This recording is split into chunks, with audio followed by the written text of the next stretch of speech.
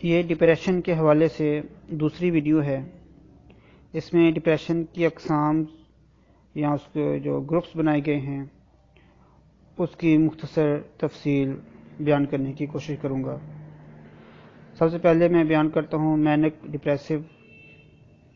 اس میں جو علامات ہیں اس میں یہ ہوتا ہے کہ مریض ایک دم بغیر کسی وجہ کے خوش رہنا شروع کر دیتا ہے اور وہ اپنے جسم کے اندر ایک طاقت محسوس کرتا ہے۔ اس کی نیند بھی ڈسٹرب ہو جاتی ہے، بعض دفعہ تھوڑی سی نیند کر کے بھی وہ فریش ہو جاتا ہے۔ وہ مستقبل کے بارے میں بڑے بڑے منصوبے اور ارادے اور سکیمیں بنانی شروع کر دیتا ہے، اور ان میں ایسی سکیمیں ہوتی ہیں جو تقریباً ناممکن ہوتی ہیں۔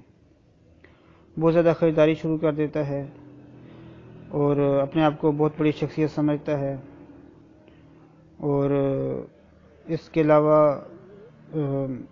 بہت زیادہ سوچتا ہے، بہت زیادہ باتیں کرنی شروع کر دیتا ہے۔ اگر اس کی باتوں کو ٹوکے یا روکے تو وہ برداشت نہیں کر سکتا، اور ایسا اٹیک کافی لمبا ہوتا ہے، کچھ ماہ تک یا کچھ ہفتوں تک رہ سکتا ہے۔ اس کی جو وجہ ہوتی ہے وہ نار ایپینیفرین اور سیروٹونن کا جو بیلنس ہے دماغ کے اندر اس میں کمی بیشی کی وجہ سے اس طرح ہوتا ہے۔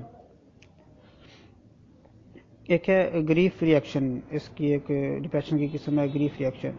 جس طرح کہ اس گروپ سے یا اس قسم سے ظاہر ہو رہا ہے، گریف کا مطلب صدمہ، یعنی ایسے مریض کو جب زندگی میں کوئی صدمہ پہنچتا ہے تو اس وجہ سے جو ڈپریشن کا اٹیک ہوتے ہیں مریض کو، اس کو ہم گریف ری ایکشن میں شمار کیا جاتا ہے۔ یہ ری ایکشن عموماً 3 ماہ تک رہتا ہے، کیونکہ جب جو کوئی حادثہ گزرتا ہے، خاص کر کسی کی فوت ہونے کی وجہ سے یا انتقال کی وجہ سے، تو 3 ماہ کے اندر تک مریض وہ نارمل ایڈجسٹ کر جاتا ہے۔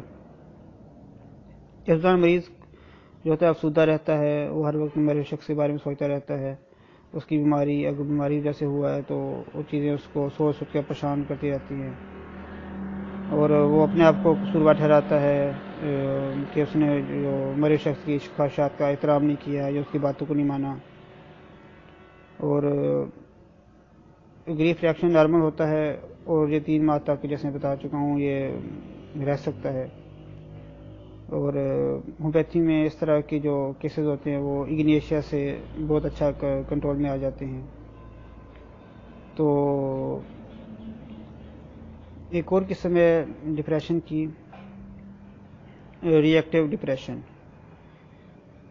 اس میں زندگی میں برے حالات آنے کی وجہ سے مریض ایک دم پر ڈپریشن میں چلا جاتا ہے، اور جب حالات ٹھیک ہو جائیں تو مریض ٹھیک ہو جاتا ہے۔ اب ایک قسم ہے اس کی انڈوجینس ڈپریشن۔ اس میں یہ ہوتا ہے کہ مریض کے حالات گھریلو اور باہر کے حالات بالکل ٹھیک ٹھاک ہوتے ہیں، معاشی حالات بھی ٹھیک ہوتے ہیں، اور بغیر کسی وجہ کے مریض کو ایک دم ڈپریشن کا اٹیک ہوتا ہے اور مریض ہر وقت ڈپریس رہتا ہے۔